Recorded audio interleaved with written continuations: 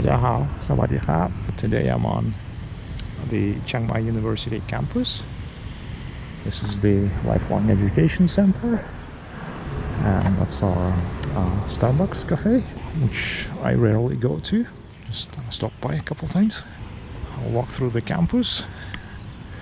I've done this walk before, but this time will be kind of combined with overall thoughts on wrapping up my stay in Chiang Mai, and maybe I'll share some general thoughts on the situational awareness in Southeast Asia and the Asia-Pacific region at large. That's Air Asia flight coming from the Suthep Airport, or Chiang Mai International Airport. It used to be called Suthep Airport. So this is the food center. Very nice, very kind of affordable, inexpensive food center there. Some Chinese students checking out. Right now, today is 13th of March. Oops. We are almost into the third week, 2 weeks into the US-Israel operation in Iran and surrounding countries. And I am wrapping my 3-month stay here in northern Thailand. Done quite a bit of actually touring around. Not everything was recorded, but I do have some footage from the northern border, which I will edit later and share. And 3 months ago, almost 3 months ago, when I landed here, there was a very different environment in the region. I was primarily concerned by the potential Chinese operation around Taiwan. The bigger concern was, kind of longer term concern, was climate change. This is one of my probably most favorite corners of the campus, because you can see this kind of little bend of the road going slightly uphill and slightly uphill both ways. So this is a little dip in the road, and you can see pretty interesting views both ways. Yeah, I like it. It's quite beautiful. So, and this is the main library building, Chiang Mai University Library. It's very nice. I like to come here to study, to sit around, sip my coffee. So the third concern that I had, or starting to have, was more of a kind of macroeconomic nature. The looming debt crisis all over the world. I think all of the major countries are severely indebted. US government debt, Japanese government debt, everyone is in debt. Big corporations are kind of in a better situation, but still, and especially personal debt in a lot of countries, rich or poor, doesn't matter, like everyone is so heavily indebted. That was the kind of three main macro concerns against the backdrop of the failed Russian invasion of Ukraine. So the library building over there, and this is the School of Economics, Faculty of Economics. Business school is also here. So it's a fairly kind of cozy, pretty corner of the university campus. I don't come here very often because it's a little bit off the beaten track. So those were the three main macro concerns that I had when I landed here 3 months ago, almost 3 months ago. Climate change, the debt crisis, the potential Taiwan contingency. All of them were, of course, against the backdrop of the failed Russian invasion of Ukraine. which is now stretching into its 5th year. It's becoming comparable in length with the Second World War. Years from now, it will be recorded as the opening phase of World War III, maybe the first phase. Energy crisis was not really concerned back then, 3 months ago. So we are in actually a somewhat different world here, at least in the region. Energy security, food security, access to oil, natural gas was not really on a lot of people's minds 3 months ago. How everything has changed.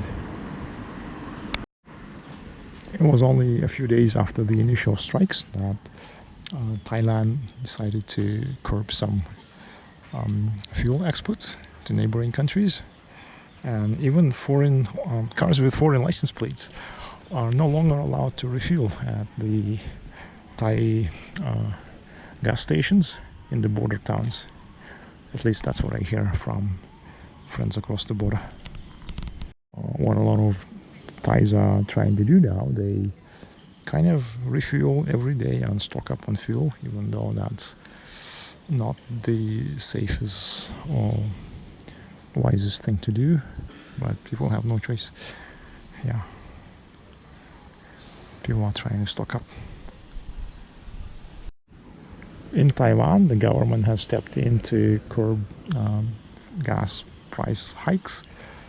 I think the market price went up by about 20%, but the government stepped in and they subsidized the oil companies so to keep the price hikes within 2 or 4%, I think. But it's not that sustainable to me. It doesn't seem very long-term measure. So we'll see what happens. A better look at the Faculty of Economics, business school, with the Doi Suthep as the backdrop. I have a better look at the mountain from the lake, Angkeaw Reservoir, but it's also a pretty nice view from here. Food security wise, I'm not as concerned, at least in the short run. Both Taiwan and Thailand have massive strategic food reserves, and they have kind of been preparing for this sort of contingency for a long time, at least for like staples, things like rice, vegetable oil. They have quite a lot to last a long time. Energy is a concern. Even when you have the raw food supplies, you still need the energy to even just to cook it.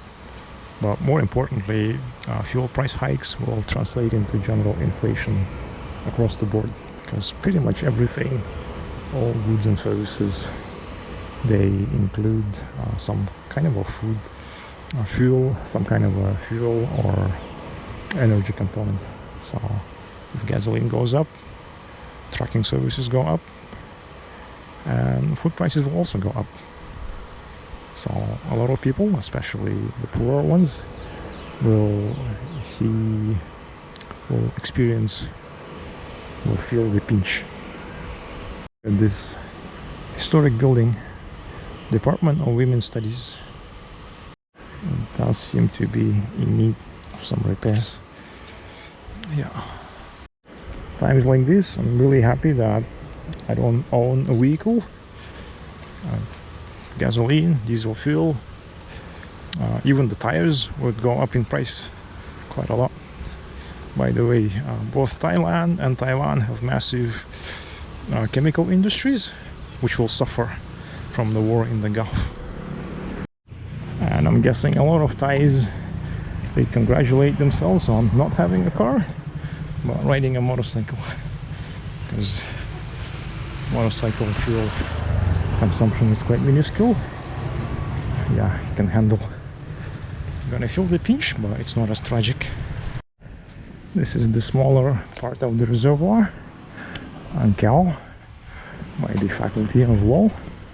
The energy crunch will be felt much more acutely in Taiwan, I suspect. About half of Taiwan's energy input is natural gas, and about a third of that natural gas was coming in from Qatar. So about 15% of energy input is temporarily gone. At least 15%, because it was not only Qatar probably that was supplying natural gas from the Persian Gulf, because I would imagine there were some other suppliers, not just Qatar, that were making natural gas as a byproduct of their oil operations and sending it to the Asian buyers, including Taiwan. I don't know exactly, but I suspect that's the case. So this is the smaller pond of the Angkeaw Reservoir, smaller portion of it, located just by the Faculty of Law. This is the law school of Chiang Mai University. Thai law is something that has always intrigued me, and I suspect there is a lot of money-making potential here for the ambitious and linguistically talented young foreigners. So if you are young and you have good skills for languages, natural talent for the Thai language, you can try your luck here and probably will be one of the very few foreign lawyers in Thailand with good English ability and knowledge of the local law. And I'll need to check, but I don't think it's in the list of the regulated occupations. It should be open to foreigners as well. And there's not many of them who are foreign trade and Thai trained and combine kind of language abilities. Demand is here. There's constant demand for property contracts, inheritance arrangements, all kinds of proceedings. There's a rather lame attempt at making an inuktuk, the kind of stacks of rocks. People do them on the British Columbia coast, pretty much anywhere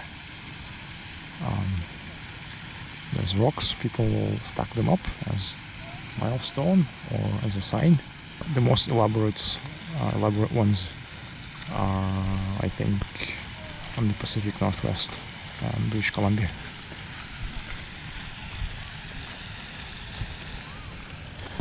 So, as if the energy crunch wasn't bad enough, I think this whole situation will contribute to the market anxiety.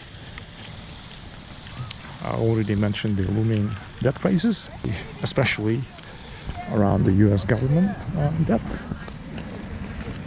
I think this year, 26, the interest payments on the total US debt will exceed $1 trillion and will exceed the US defense spending. It's actually pretty wild if you think about it. So this could be the year when the US government stops being solvent, period. Could actually explain part of the factors contributing to the Iran operation. I'm not saying that's the case, but it could be one of the factors that contributed to the decision. To sum it up, the original three macro concerns didn't disappear. They're still here. We are still in climate change, climate crisis. We're still facing the looming market crash. The Taiwan contingency, still a potential risk. On top of that, we now have a kind of unfolding shit show, potentially, in the Middle East, with an energy crisis and kind of an increased risk of a market crash. It's all kind of tied together. So we came to the main part of the Angkeaw Reservoir.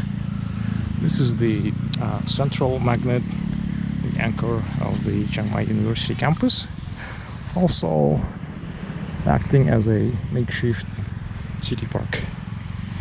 This is my probably favorite place in the city. Yeah, even though it's become quite crowded over the years. There's a lot of tourists. I hear from the locals it used to be very quiet, nobody knew about this place. Now it's like over touristed. And unfortunately I'm contributing to that as well, just by being here, and especially by posting a video about it. I don't know, maybe nobody's gonna see it, I hope. So anyway, so back to the impact. Impacts are already apparent. The short to mid-term impacts are already apparent, and they are negative. Let's start with Thailand. As I already mentioned, fuel is somewhat rationed. It's no longer free-flowing for everybody. And I think there will be further cuts. The flights across the region have already doubled and tripled in price. Of course, the tourism sector will be hit, is already hit, but we will see the impact on the already somewhat kind of subdued demand for the Songkran season. So we might not really have a big high season during the Songkran. I won't be around to attest to that, but some locals are already getting a little bit concerned. It is not just the fuel prices that are impacting travel to Thailand. It's also the airspace. So if you're flying to Thailand from Western Europe, chances are you should make a connection flight in Dubai or in Qatar, in Abu Dhabi, somewhere around there. Those are now either chopped completely or severely limited, and the prices have gone way up. And much of the airspace over Iran, Kuwait, the Emirates is closed for passenger traffic. So the only narrow corridor is actually over Azerbaijan, it seems. So Azeris are probably raking in cash. Holy cow, so many people. Okay, there's some convocation, graduation folk. A lot of tourists as well, I'm guessing. So it's roughly half and half. I used to come here for jogging, but this amount of people, probably gonna have to find a new place for the future. Yeah. Chiang Mai University is kind of up and coming. Yeah, I keep hearing it's now consistently among the top 5 in Thailand, and even now part of 600 in the world, I think. So it's coming up. Demand is increasing as well. I think it's one of the most beautiful campuses that I've seen. The one in Phayao is also quite nice. Phayao is small. There's not much to do there. So if somebody wants to do their university on a budget and have a bit of a cosmopolitan lifestyle, Chiang Mai is the place, really. Bang for the buck. It's pretty good in nursing and agriculture. So those are two things. Computer science, I hear maybe not as good. Some engineering departments are good, especially if they are related to farming technologies, food technologies. Those are pretty good. And yeah, especially nursing and healthcare. Chiang Mai is a kind of underappreciated health tourism, medical tourism potential. There's a lot of good hospitals here and lots of very good doctors. Aside from the impact on tourism, there will definitely be an impact on the housing industry, property industry, which is somewhat connected to tourism because a lot of the buyers are foreigners, and a lot of people who invest into properties also derive their money from the tourism industry. So that'll be kind of double impact. Another thing that will be impacted, of course, manufacturing, depending on energy. And as I mentioned, both Taiwan and Thailand have massive chemical industries that depend on natural gas and advanced petrochemicals out of the Persian Gulf. Thailand is one of the few places that grows its own rubber trees, so it makes quite a lot of natural rubber, but it does require some additives. So actually it's a good place to buy maybe some car tires, but those industries really depend on petrochemicals as well. So if the plants go on furloughs, people will be left without pay, unpaid leaves and such.